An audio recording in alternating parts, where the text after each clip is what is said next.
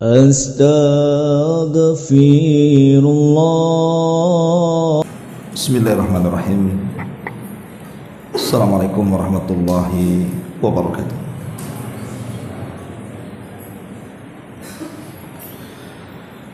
Alhamdulillah wassalatu wassalamu ala Rasulillah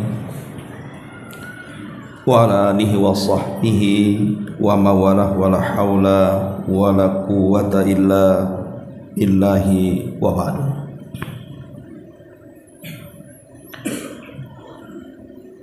Alhamdulillah, di malam hari ini kembali kita bisa duduk bertalabul ilmi di Masjid Nurul Hidayah. Salawat dan juga salam kita hadiahkan kepada Rasul kita Nabi besar Muhammad sallallahu alaihi wa ala alihi wasallam. Kita lanjutkan kajian kita masih membahas kitab Tauhid,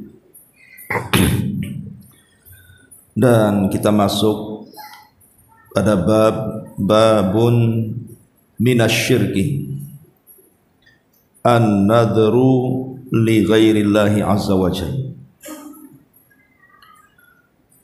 Bab termasuk dari kesyirikan, bernazar kepada selain Allah subhanahu wa ta'ala. Yang dimaksud dengan syirik di sini artinya syirkul akbar. Jadi nazar itu tidak ada syirik kecil. Semua nazar yang diberikan kepada selain Allah itu dihukumi syirkul akbar, sebagaimana dikatakan oleh Asy-Syaikh Shalih Fauzan hafizahullah taala. Di sini kita akan menerangkan satu dosa yang paling besar yang mengeluarkan pelakunya dari Islam, an-nadhru li ghairillah, bernazar kepada selain Allah subhanahu wa ta'ala. Pengarang menyebutkan 3 dalil mendasari babnya. Pertama, surah Al-Insan ayat 7.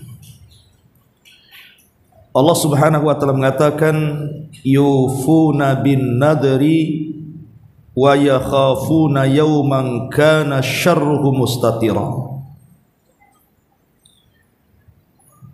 Dan mereka, maksudnya orang-orang yang beriman,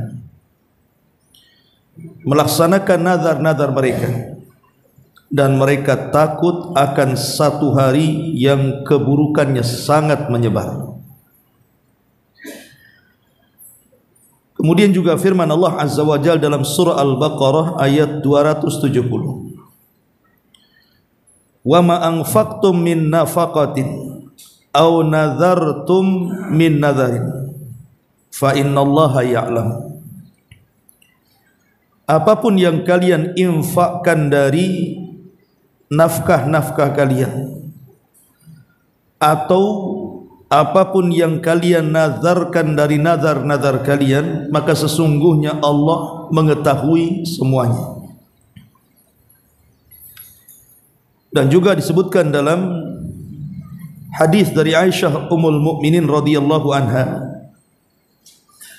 anna Nabiy sallallahu alaihi wasallam qala man nazara an yuti Allah falyuti'hu wa man nadhara an ya'si Allah fala ya'si. Barang siapa yang bernazar dalam rangka mentaati Allah, maka taatilah, dan barang siapa yang bernazar dalam rangka bermaksiat kepada Allah, maka jangan pernah bermaksiat kepada Allah. Ma'asyiral muslimin wal muslimat rahimakumullah. 3 ayat ini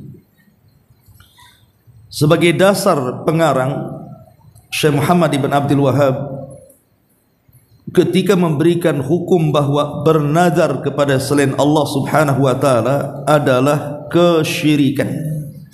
Bahkan bukan hanya syirik kecil, tapi sampai ke taraf syirkul akbar, syirik besar. Dari mana pendalilannya? Pertama, surah Al-Insan ayat 7.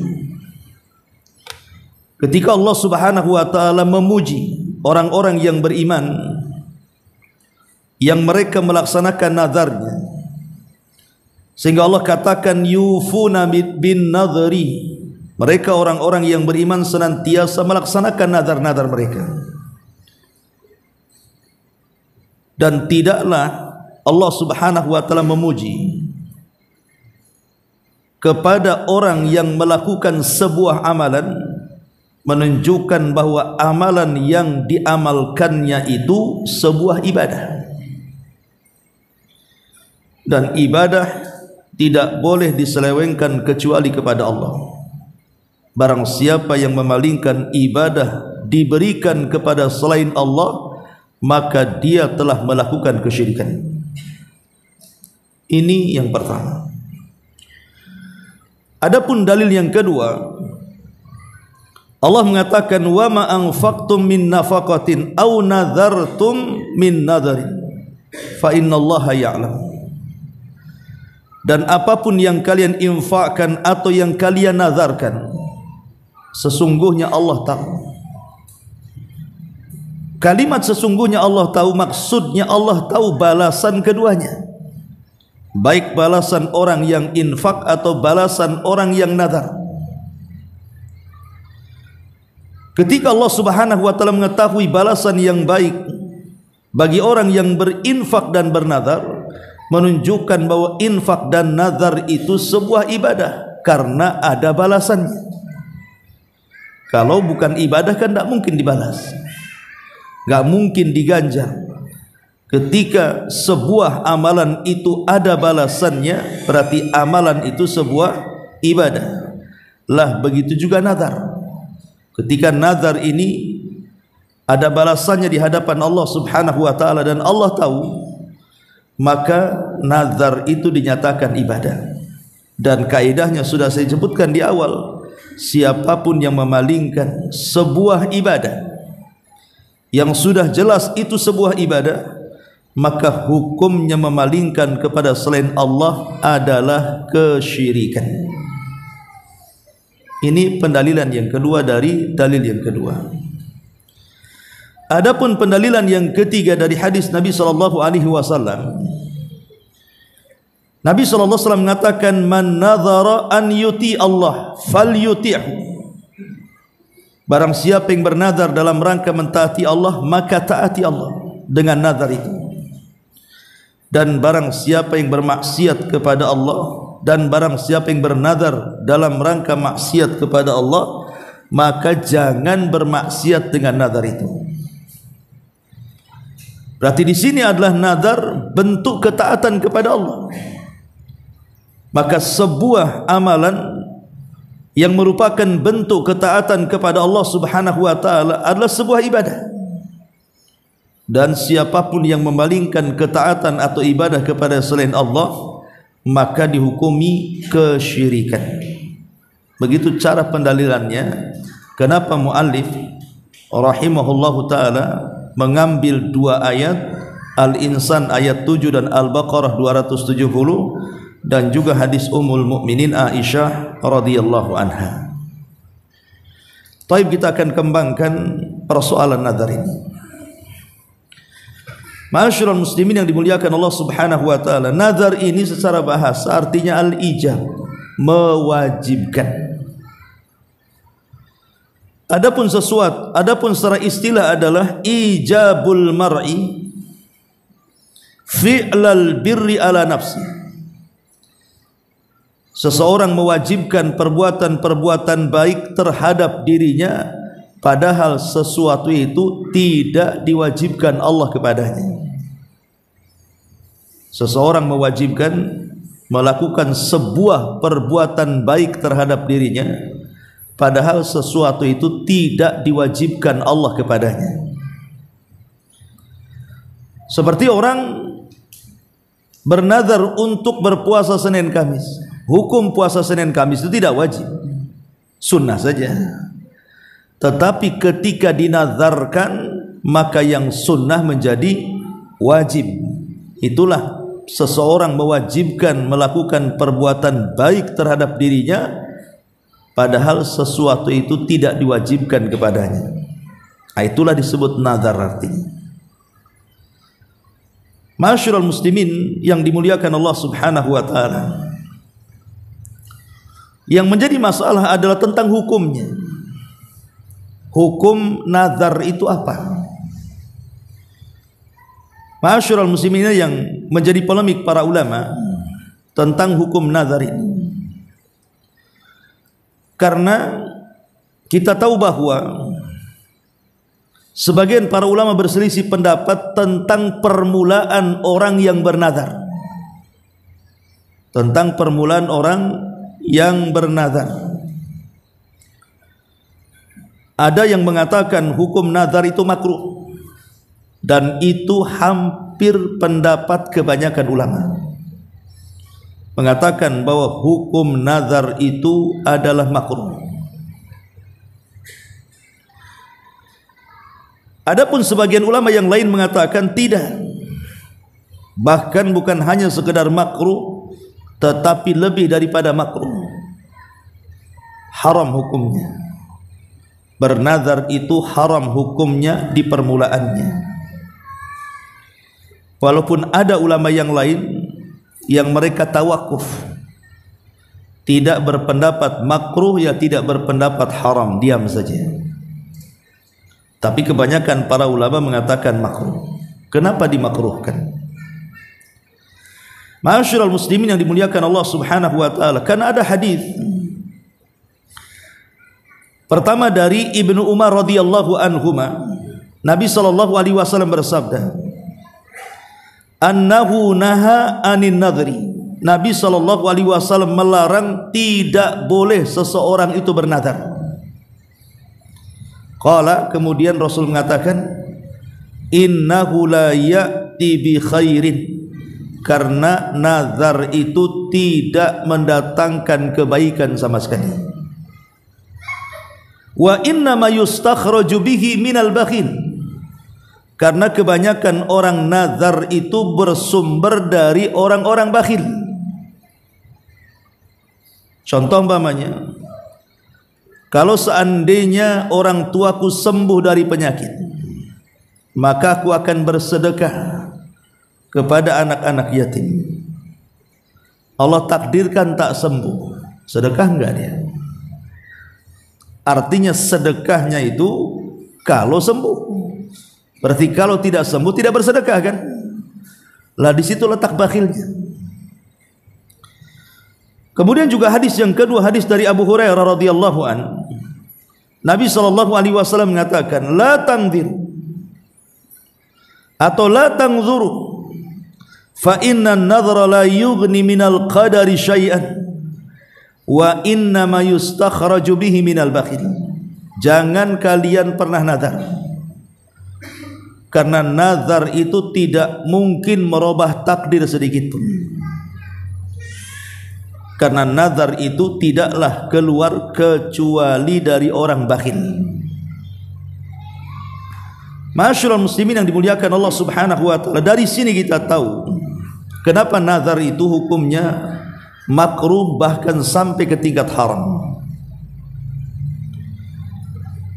Pertama, karena kebanyakan orang yang nazar, kalaupun dipenuhi nazarnya, rata-rata mereka tidak bisa melaksanakannya. Dan itu banyak terjadi. Ustaz, saya dulu pernah bernazar ingin begini-begini, apa yang dihajatkannya Allah penuhi, tapi giliran dia kemudian melaksanakan nazarnya tidak terlaksana tuh.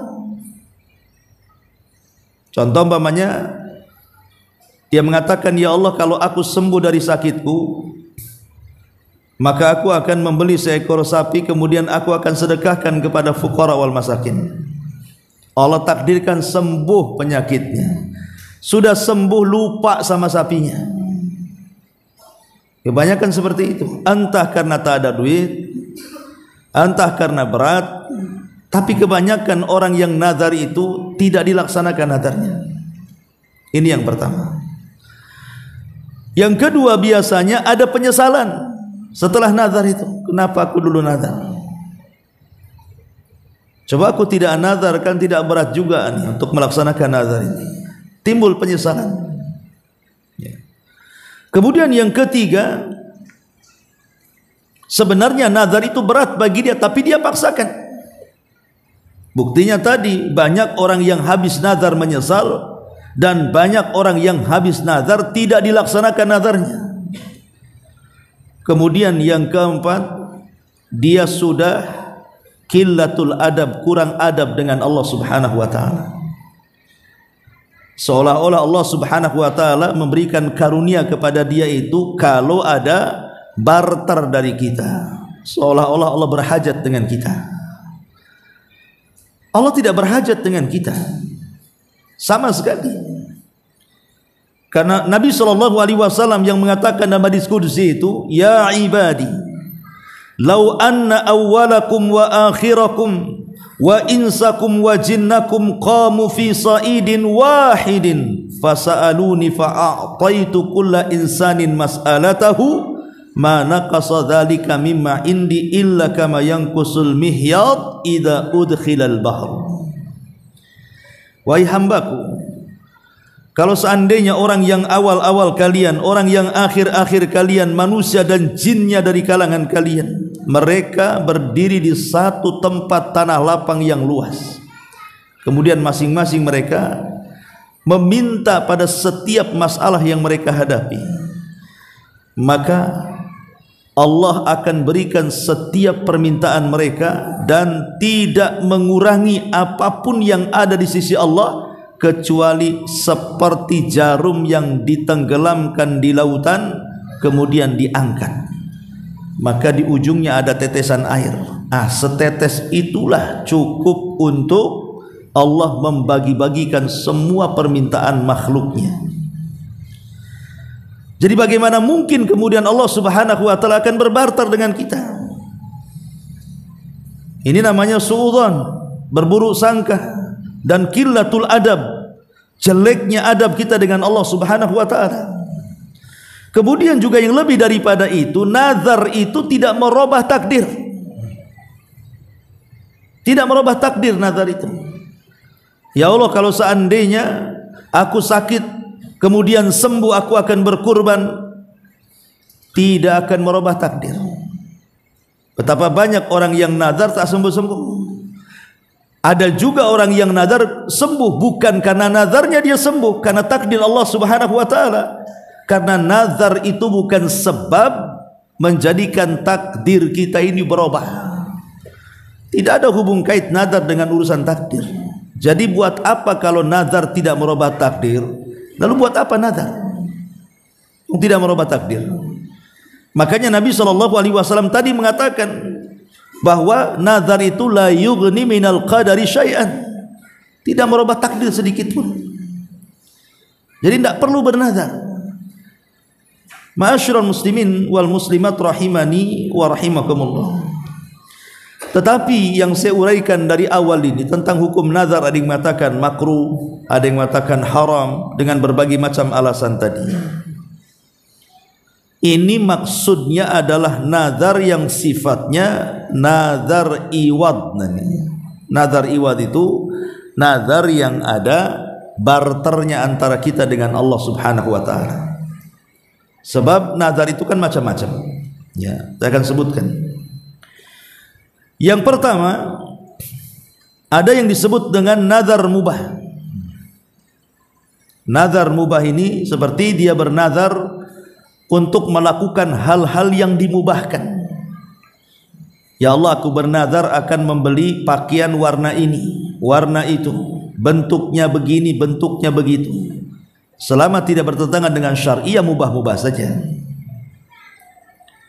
Lah nazar mubah ini kalau dilaksanakan ya tidak ada masalah, tidak dilaksanakan pun tidak ada masalah, tapi dia harus bayar kafarah. Namanya kafarah sumpah. Apa kafarah sumpah? Dia harus melaksanakan puasa 3 hari atau memberi makan atau pakaian kepada 10 orang fakir miskin. Itu disebut kafarah sumpah. Nanti saya sebutkan ayatnya. Kemudian yang kedua ada namanya nazar mutlak. Nazar mutlak itu tidak disebutkan objeknya. Dia yang mengatakan lillahi alayya nadhrun, saya akan bernazar ya Allah. Tapi tidak disebutkan objeknya, nazar apa? Cuman ngomong begitu saja. Maka kalau sifatnya nazar mutlak ini, karena dia tidak tahu objeknya apa, maka dia harus bayar kafarah. Kafarah sumpah. Kemudian yang ketiga nazar al-lijaj, atau disebut dengan nazar al-ghadab. Nazar dipicu karena kemarahan. Dipicu karena kemarahan itu disebut nazar al-lijaj namanya. Jadi nazarnya itu karena marah. Awas saja kalau dia enggak datang, saya bernazar kepada Allah, saya akan begini dan begitu. Jadi bisa saja nazar marah ini karena membenarkan sesuatu, atau karena mendustakan sesuatu, atau karena hal lain. Maka ini pun nazar yang dipicu karena sebuah kemarahan, maka mukhayyar, dipilih, artinya bisa dilaksanakan kalau tidak bertentangan, dan bisa juga tidak dilaksanakan, yang jelas dia bayar kafarah. Kemudian yang keempat ada namanya nazar makruh. Ya, nazar makruh itu dia bernazar dalam hal yang hukumnya makruh, seperti bernazar menceraikan istrinya, hukum ceraikan makruh. Bernazar akan makan minum dengan tangan kiri, itu kan makruh. Jadi perbuatan-perbuatan makruh dijadikan oleh dia nazar, disebut nazar makruh. Maka nazar makruh ini tidak ada pilihan, dia pilihannya satu, tidak boleh dilaksanakan, dan dia harus membayar kafarah. Kemudian yang nomor 5, nazar haram. Nazar yang berkenaan dengan perkara-perkara yang diharamkan. Bernazar mencuri, bernazar berzina, bernazar untuk minum khamar, bernazar untuk berjudi, dan begitu seterusnya. Maka ini tidak boleh dilaksanakan dan dia harus bayar kafarah. Nah, jadi nazar, 5 jenis nazar ini, yang 3 pilihan, bisa dilaksanakan bisa tidak, yang 2 tidak ada pilihan, tidak boleh dilaksanakan. Tetapi ada nazar yang wajib dilaksanakan, dan itu 2 macam. Pertama, an-nadharu fit ta'ah, nazar dalam ketaatan. Pamannya kita bernazar akan berpuasa Daud, akan berpuasa Ayyamul Bid. Saya bernazar untuk solat, saya bernazar untuk sedekah, untuk perkara-perkara kebaikan, wakaf dan yang semacamnya. Maka nazar dalam ketaatan wajib dilaksanakan. Kemudian yang terakhir itulah nazar iwad yang tadi saya sebutkan. Nazar iwad ini nazar dalam bentuk barter. Kalau saya sembuh, kalau saya sukses, kalau saya bisa mendapatkan ini, maka saya akan bernazar ini dan itu. Inilah yang tadi saya sebutkan hukumnya. Ada yang mengatakan haram, ada yang mengatakan makruh, ada yang tawakuf. Tapi kalau sudah terjadi, wajib dilaksanakan nazarnya. Kalau sudah terjadi, pamannya betul-betul sembuh penyakitnya, kan sudah terjadi itu, laksanakan nazar. Pamannya bernazar kalau anaknya lulus, betul-betul lulus, laksanakan nazar. Artinya nazar iwad ini memang hukum awalnya bisa makruh atau haram, tapi hukum akhirnya jadi wajib. Karena baik nazar iwad ataupun nazar taat itu sama-sama ibadah masalahnya. Sama-sama meyakini tentang bahwa Allah Subhanahu wa taala itulah yang berikan karunia kepada dia, makanya wajib untuk dilaksanakan. Tapi kalau tidak ada iwad, tidak ada embel-embelnya, ya saya bernazar saja. Kalau pas waktu luang saya bernazar, ya Allah saya ingin berpuasa Senin Kamis. Ini wajib, inilah nazar yang seperti ini yang dipuji dalam Quran. Jadi gak ada embel-embel sama sekali. Dia nazar gitu saja untuk melaksanakan ketaatan. Itulah yang disebut dengan nazar yang kita baca ayatnya di awal, yufuna bin nadri. Di antara sifat-sifat orang yang beriman adalah mereka melaksanakan nazarnya. Ma'asyiral muslimin yang dimuliakan Allah Subhanahu wa taala. Adapun di sini pengarang rahimahullahu taala membuat bab tentang bab sebelum kita masuk di sini kita akan menjelaskan tentang syarat nadar. Apa syarat-syarat nadar dulu? Yang pertama, syarat bolehnya nadar atau nazar itu sebuah bentuk ketaatan dan bentuk tauhid kita kepada Allah Azza wa Jalla. Pertama, an yakuna ta'atan lillah.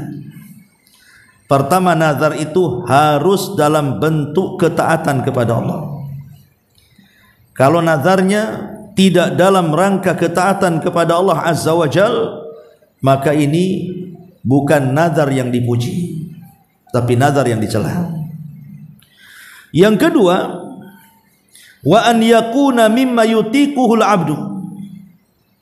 Nazar ini harus dilakukan pada perkara-perkara yang seorang hamba sanggup melakukannya. Kalau seandainya tidak sanggup melakukannya, maka bisa saja nazarnya tercela. Nazar untuk bisa terbang, mana bisa? Manusia nggak bisa terbang selamanya. Jadi nazar itu pada sesuatu yang kita sanggup melaksanakannya. Kita orang susah bernazar, kalau saya sembuh saya akan infak uang 1 triliun. Dari mana uang 1 triliun itu? Dia aja tidak punya duit ya. Jadi nazar itu sesuai dengan kesanggupan dia. Kemudian yang ketiga, an yakuna fima yamlik. Haruslah nazar itu pada sesuatu yang merupakan milik dia, bukan milik orang lain.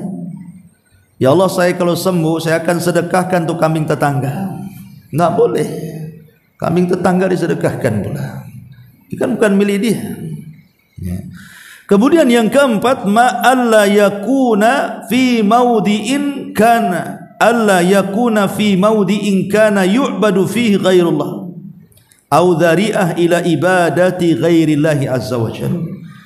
Dan tidak boleh bernazar di tempat-tempat yang didirikan padanya sesembahan yang disembah kepada selain Allah, atau acara-acara yang mengantarkan kepada kesyirikan kepada Allah.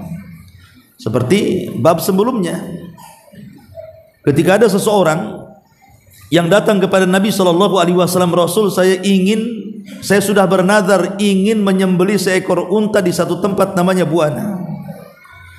Maka Rasul bertanya 2 hal. Apakah di Buana itu ada berhala yang disembah selain daripada Allah? Dia mengatakan tidak ada. Apakah di Buana itu ada acara-acara kesyirikan yang dilakukan di tempat itu? Dia mengatakan tidak ada. Maka Rasul mengatakan ufi binadri, kalau gitu laksanakan nadarmu. Maka nadar tidak boleh di tempat yang ada berhala atau acara-acara yang merupakan ritual kesyirikan. Ini yang keempat. Dan yang kelima, wa in kana mu'allaqan bi husuli syai' fala ya'taqid an-nadhir ta'thiran nadri fi husulihi.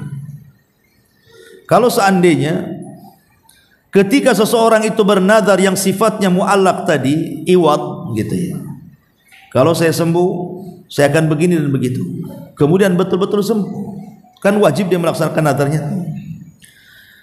Kalau memang betul-betul Allah berikan kesembuhan sebagaimana yang dinazarkannya, maka seorang yang bernazar tidak boleh meyakini bahwa sembuhnya itu disebabkan nazarnya. Tidak boleh. Tidak boleh meyakini orang yang bernazar kesembuhannya itu dikarenakan sebab nazarnya, karena nazar itu tidak mendatangkan manfaat dan juga tidak bisa mencegah madarat. Nazar itu bukan sebab datangnya manfaat, bukan juga sebab tercegahnya madarat. Nazar itu ibadah. Inilah yang disebutkan para ulama yang merupakan syarat orang itu bernazar dan nazarnya bernilai pahala. Ya, 5 syarat yang disebutkan para ulama. Pertama, harus dalam rangka ketaatan. Yang kedua, harus sesuai dengan kemampuan. Yang ketiga, harus yang dimiliki oleh dia. Yang keempat, tidak boleh di tempat yang di situ ada sesembahan atau acara kesyirikan. Dan yang terakhir, tidak boleh diyakini bahwa nazar itu sebab mendatangkan kebaikan atau mencegah keburukan. Ini disebut dengan syarat nazar.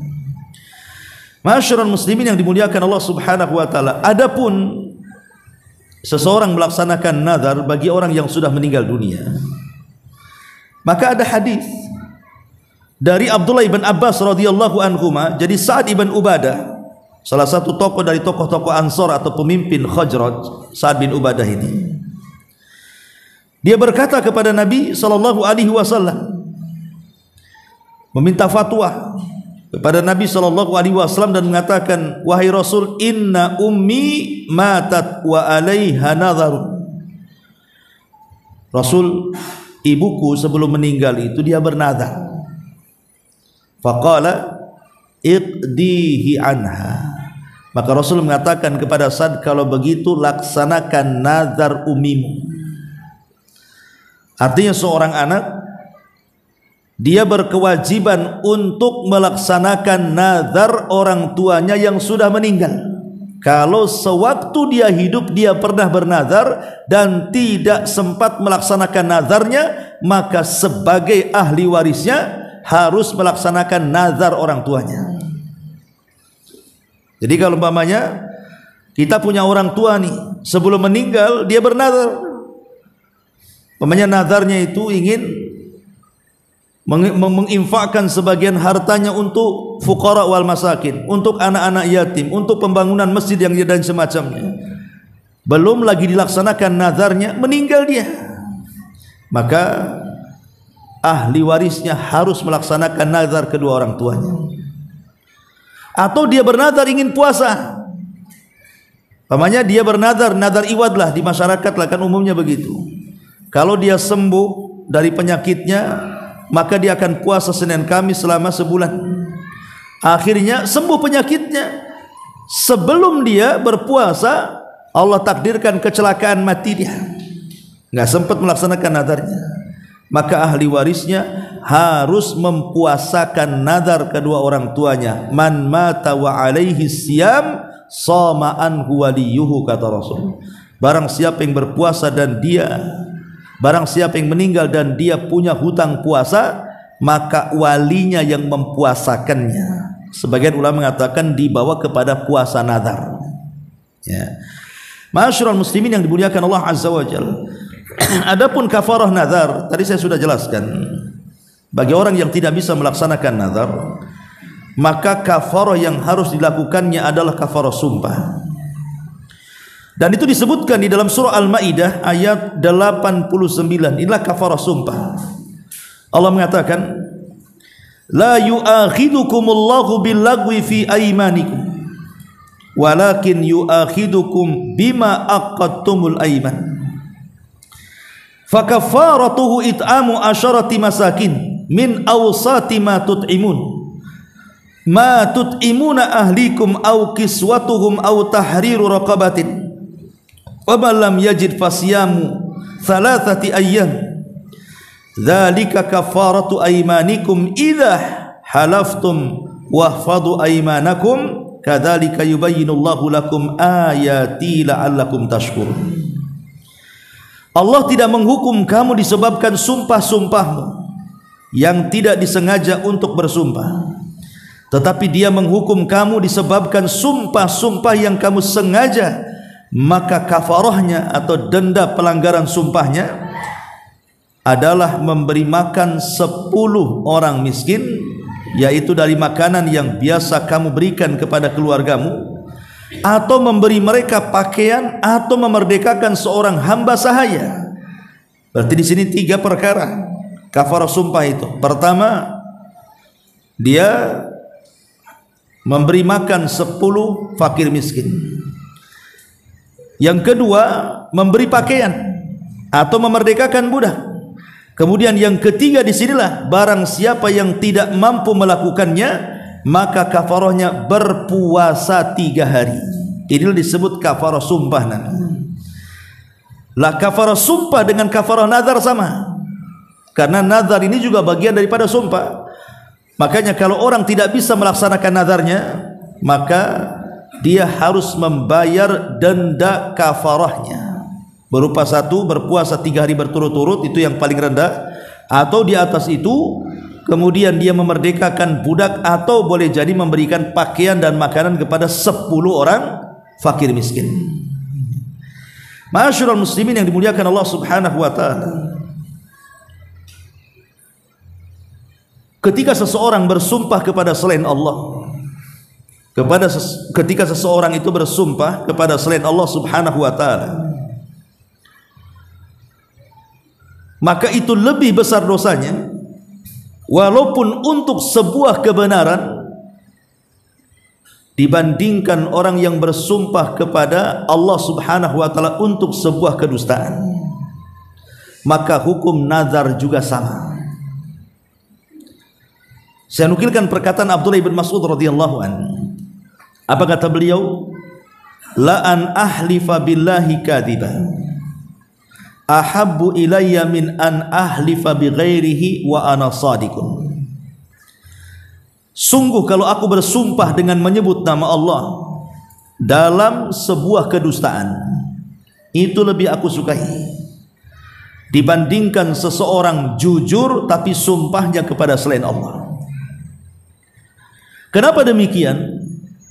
Karena kalau bersumpah kepada selain Allah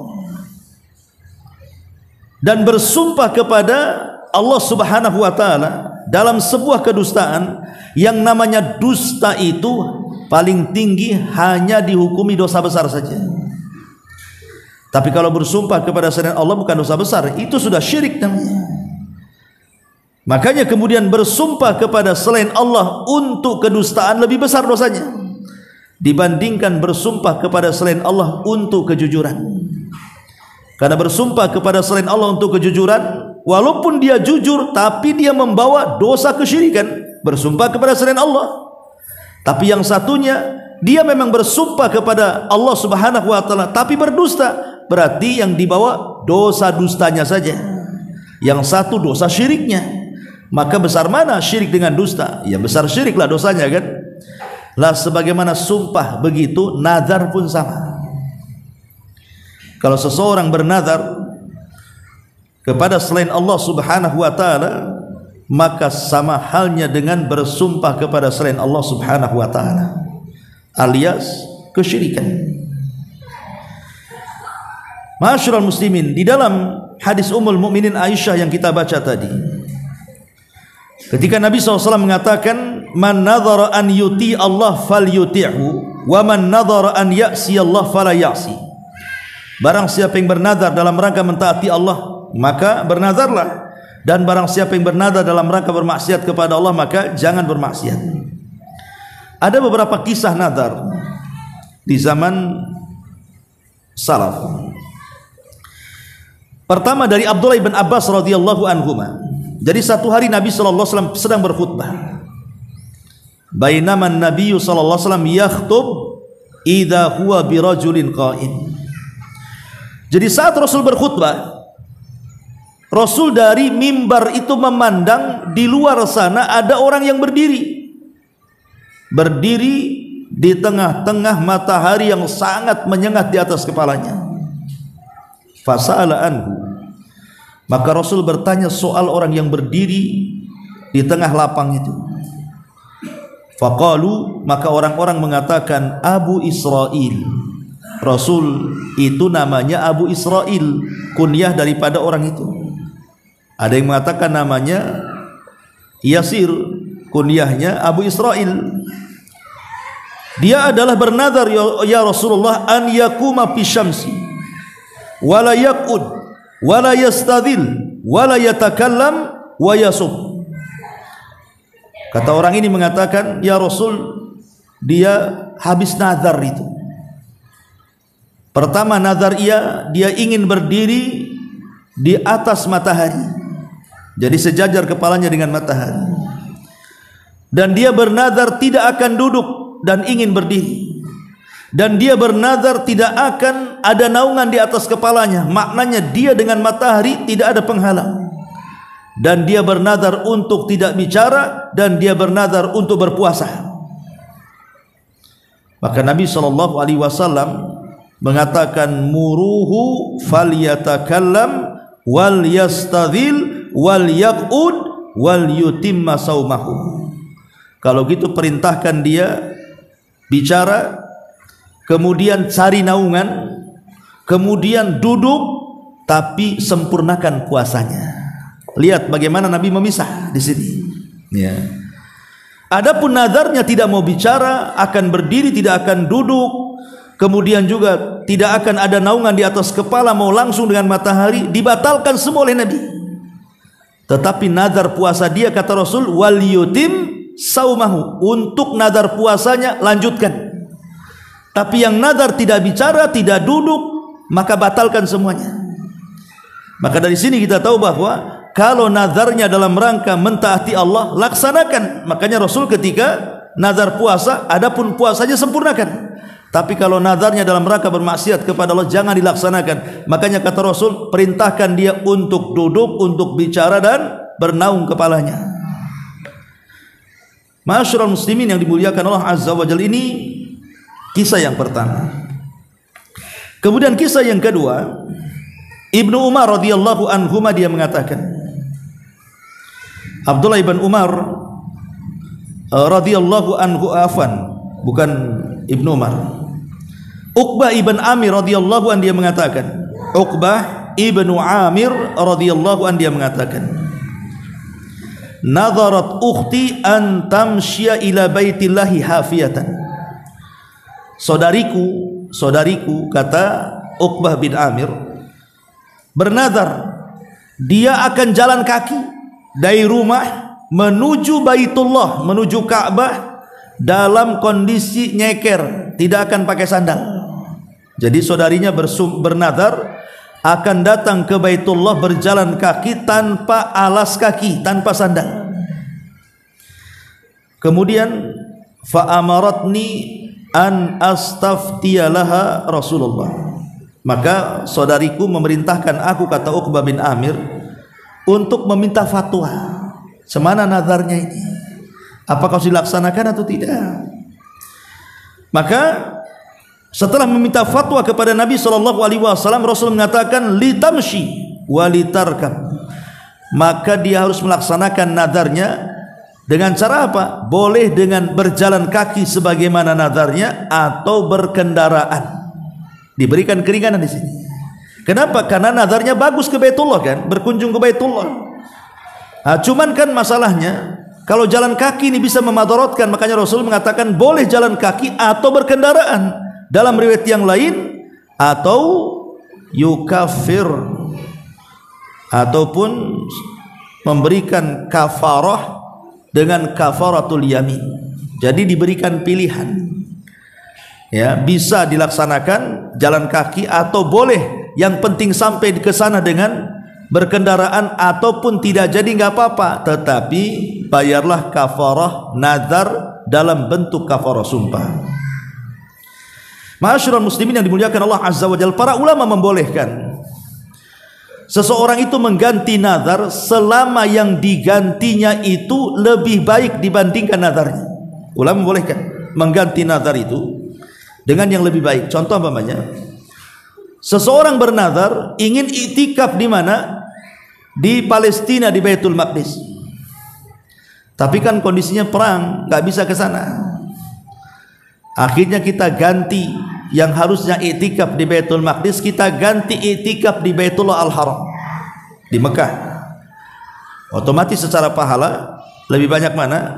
Ya lebih banyak iktikaf di haram lah. Karena besaran pahalanya 100.000 kan. Kalau orang sholat di Masjidil Haram 100.000 pahalanya. Kalau di Masjidil Aqsa itu ada yang mengatakan 500 dan mengatakan 250. Berarti kalau mengganti tempat nazar dan tempatnya jauh lebih baik dibandingkan yang dinazarkannya, maka boleh. Karena itu pernah terjadi di zaman Nabi. Seseorang bernazar ingin i'tikaf di Baitul Maqdis, kemudian Rasul mengatakan, tidak perlu kau pergi ke sana, i'tikaflah kau di sini. Maksudnya di haram. Ya, ini menunjukkan bahwa mengganti nazar kepada yang lebih baik itu dibolehkan. tapi tidak boleh mengganti nazar ke yang di bawahnya. Enggak boleh. Ya. Umpamanya antum bernazar di i'tikaf di Masjidil Haram. Akhirnya malas lah, i'tikaf di Nurul Hidayah aja lah. Di sini enggak ada keutamaan. Utamanya satu solat ya satu pahala, di sana 100.000 Anda bisa. Ya karena lebih rendah pahalanya kan. Nah, kecuali lebih tinggi. Nah, itu dibolehkan. Ya.